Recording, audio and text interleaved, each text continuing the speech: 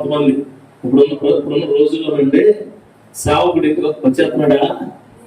మన కదా వచ్చాడు, మన కదా అలా అనుకునే వాళ్ళు ఇక్కడ ఉన్నారా? అనకండి ఉంటుంది. నేను అలా నుంచి మాట ఎందుకు వస్తుంది? ఖచ్చితంగా మీకు కూడా ఎలా ఉంటుంది అంటే, ఈ టైంలో వచ్చేందుకు ఏ టైం రావాలి? సేవకుడు టైం చెప్పకూడదు, దేవుడు టైం ఇస్తాడు ఆయనకి. ఆ టైం ప్రకారం నీ దగ్గరికి వస్తాడు ఆయన.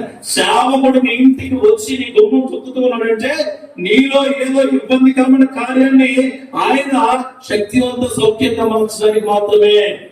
సేవకుడిచా నీ దగ్గరికి రాజు నీకు చాలా మంచిదట. బైబిల్లో ఉంటుంది, నీ ఇంట్లో అడుగు పెడితే చాలు, ఆయన నీతో మాట్లాడితే చాలు, నీ వైపు చూస్తే చాలు, నీ యొక్క అద్భుతమైన జీవితానికి అత్యద్భుతంగా మార్చాలి అంటే సేవకుడి యొక్క ప్రార్థన చాలా ఉపయోగం.